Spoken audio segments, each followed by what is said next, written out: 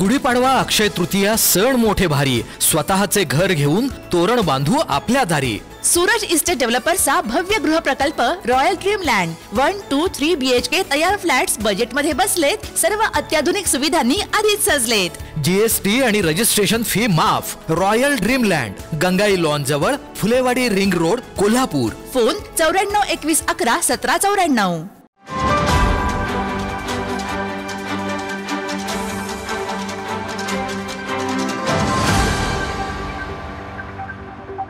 असं तो आनंदाचा आपला क्षण आहे आणि आपांच्या या आनंदाप्रित्यर्थ फटाके देखील थांबायला तयार नाही आहेत। अशा प्रकारची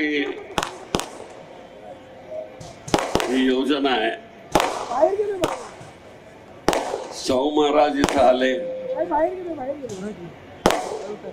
तेही बोलतील, पण त्यांच्या बरोबर मी येत असताना ते मला सांगत होते की एवढ्या कष्टाने त्यांनी इथं काम केलं आणि आताही मी सगळं ऐकलं की लहान वयामध्ये वडील वारले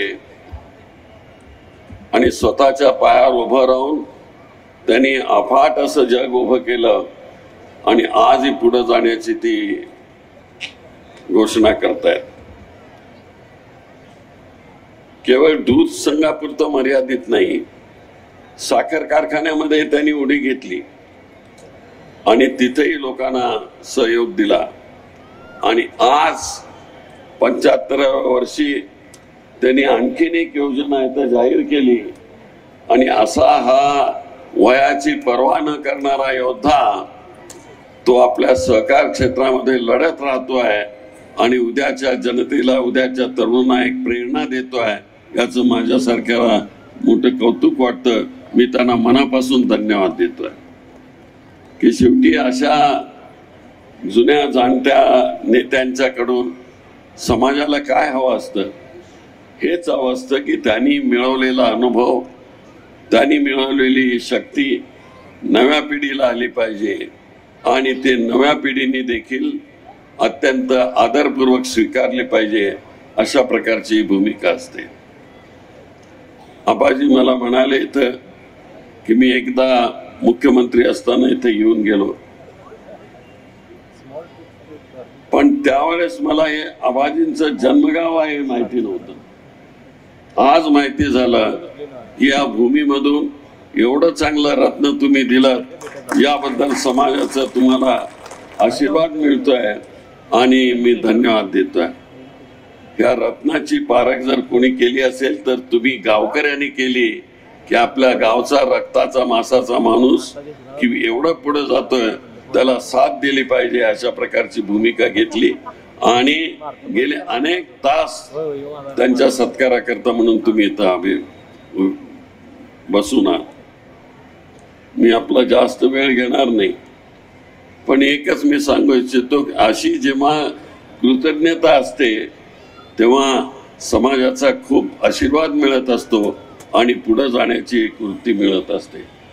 मला फक्त वय माझं जास्त आहे म्हणून बंटी पाटलांनी बोलावलं असेल, याच्यापेक्षा काही दुसरं नाही। माझं 84 वय आहे, महाराजांचं वय जरा जास्त असेल, किती आहे? कमी आहे माझ्यापेक्षा, पण कर्तृत्वानं आणि नेतृत्वानं ते मोठे आहेत। आपण आदराने त्या ज्या शाहू महाराजांनी आम्हाला आदर्श दिला त्यांचे ते वंशज आहेत आणि आपल्याला हे सगळी भूमिका घेऊन ते मांडतायत। तेही आले असो, मला बंटी पाटलांनी इथं या म्हणून सांगितलं, पण एवढा चांगला समारंभ मला बघायला मिळाला। हे बंटी पाटील दिसत नाही, अच्छा माझ्या जागेवर गेले, म्हणजे जातील त्यांचे वडील माझ्या बरोबरच होते